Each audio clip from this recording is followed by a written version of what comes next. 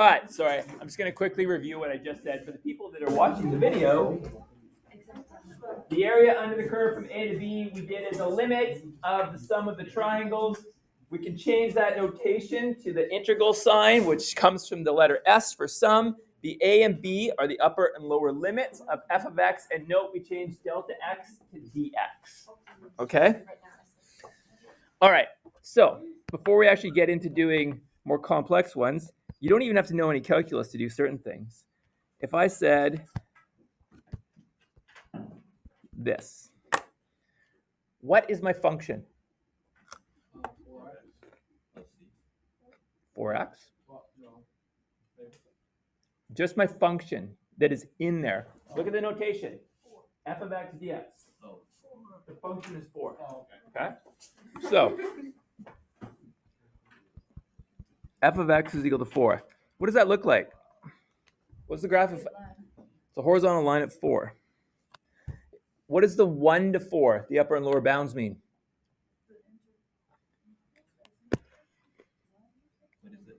Whoa.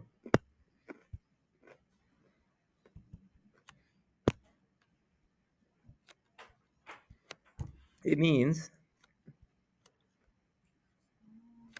what is that area? Right? This integral sign is saying what's the area under the graph of y is equal to 4 between 1 and 4. What shape is that? How do you find the area of a rectangle? Okay, so it's going to be, what's the base? What's this width?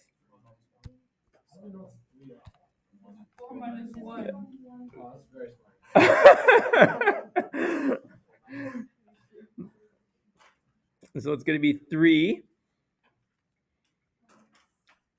times, what's the height? 4, right? Which is? So the area under that curve is 12. So just to be clear here, then you would say the value of the integral of f of x 4 dx between 1 and 4 is equal to 12. With definite integrals, i.e. ones that have numbers, you get an answer, like a number answer, because it's asking for the area. You have upper and lower bounds. Okay. B.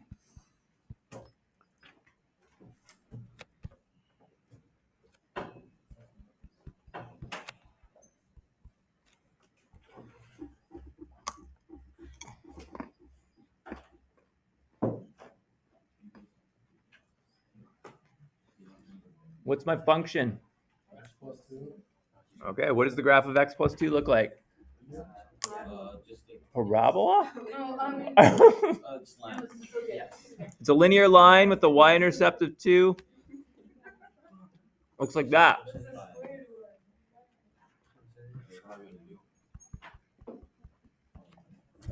What's the area? What are the bounds for the area? 0 and 3.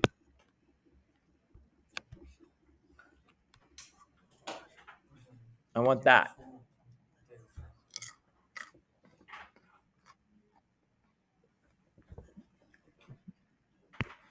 How can I find the area of that?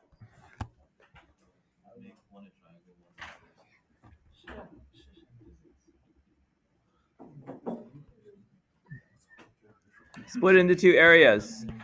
The area of the bottom rectangle is going to be what times what? It's going to be 2 times 3. Yep. Does everybody agree with that? Okay. The area of the triangle. Area of a triangle is what? 1/2 base times the height. So 1/2. What's the base? What's the width? 3. What's the height?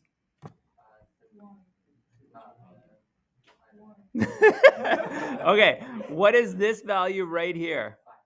It's 5. Does everybody agree with that? Because if I put x is equal, I want to know that point, which is on the line, and it's at 3. So if I put 3 into there, I got 5. So if that's 5, what's this height here? That is 3, right? 5 minus 2? Let's zoom in here, peoples. Are we good? Right? If I go, this is a height, there's 5. Right? It's easier if I write it on this side. Look at it. That's 5. What's this height right here? Because I know we're at x is equal to 3. So I put 3 into here. 3 plus 3 is 5. All right, are we good? Okay, so I get 1/2 times 3 times, what did I say it was? 3. What's 3 times 3 is 9, times 2 is, we'll do the decimals, even though it hurts my soul. What's the area? Add these two together, and you get 10.5. So then you can say, this integral has a value of 10.5. Yeah? All right.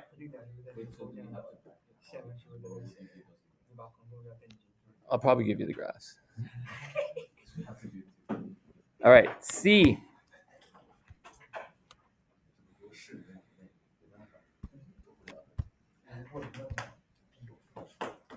This is going to test your understanding of graphs.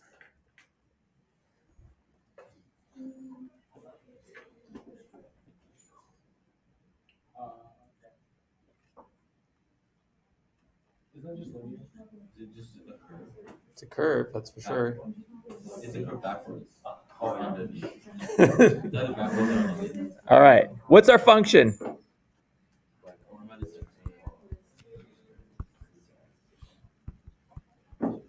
Right? Okay. What makes it 0 inside? Positive, negative. Does everybody agree with that? Those are the x-intercepts, right? If I said, what are the x-intercepts? It's what makes it 0, plus, minus 2? Okay. Now, before, we would always, square graphs, we always see them going like that. But you've got to test points. So let's test a point outside of 2. If I put 3 into this graph, what do I get? You have 4 minus 9, which is a negative number. Can you square root a negative number? No, so you can't be out there. If I put negative 3 in there, what happens? Negative again, right? Yeah? Okay. If I put 0 in, it works, right? And I get 2, right? So it has to be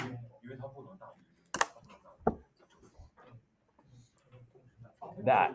First of all, here's a trick. If you remember, I didn't do conics. If you were in Steve's class, you might have done more conics than we did. You remember my conic stuff? I did very quickly at the end.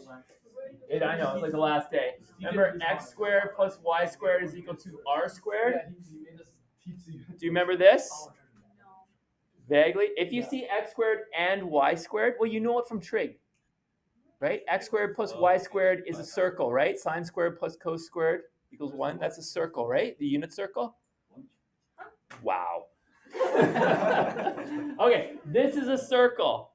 So if you see where they solve for half of it, and then they square root like that, that's what we've done, right? This is the positive root, which is the top half. If I wanted both halves, you'd have to have plus minus root. Yeah. R is the radius. What's the radius of this? 4. How are we supposed to know that's the radius? It's 2. Right? The radius is 2 because it's r squared. Okay? That's not part of this course. I don't expect you to do that. You should be able to do that, but I don't expect you to do that, okay? So that's a 2. Now, so I'm asking, what is the area here? What's the formula for area of a circle? It's pi r squared, but is this a full circle? So it's 1/2 pi r squared. What's the radius? 2. So it's 1/2 pi 2 squared. What's my answer? The guy that's not even in this class just answered.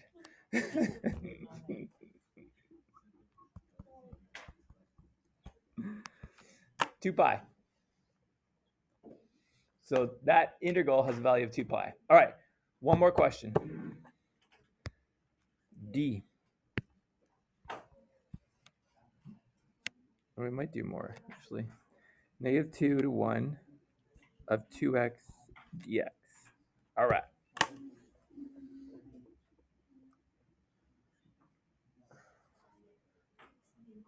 What type of graph is that?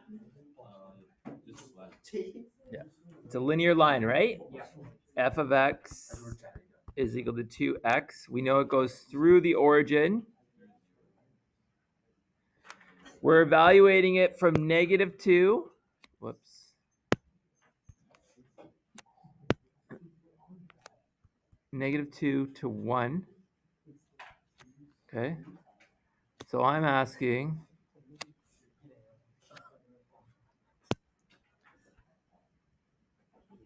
for these areas. Okay? All right. 2x is like 2x plus 0, so the y-intercept 0 has a slope of 2. Okay? All right. We got to do them separately. So, what is the area of the yellow triangle?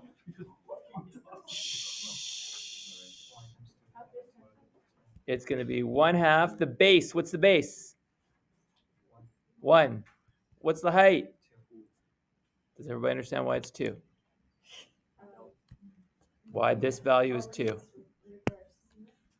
Why is that a value of 2? Because if I put x is equal to 1 into the function, I get 2.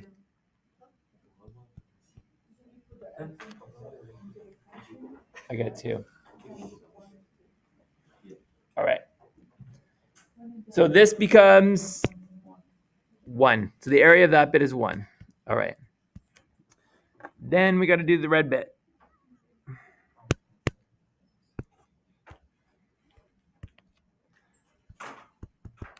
It's going to be 1/2. What's the base? Can you have okay. Negative 2. We can do negative 2. I would just call it 2, but that's okay. We can do negative. That's okay. What's the height? Negative 4. Perfect. So what's the area?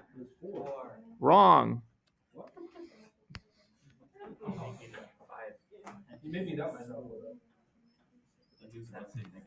It's negative 4. See? When the area is below the x-axis, But negative 2 times negative 4 is possible. you don't look at it like that. It's negative. Which doesn't make any sense as a physicist, or maybe it does actually if you do area, because you could use direction and you're going down. Anyway, when their area is below the x-axis, it is negative. We call it negative. All right. So this has a value of 1 plus negative 4, which is negative 3. And you will see tomorrow when we learn the fundamental theorem of calculus, so slightly important, just a little bit important, that this actually pops out as a negative area. Okay? How much time do we only know? We only got 6 minutes left. I'm going to get you to just do the ones in the book on page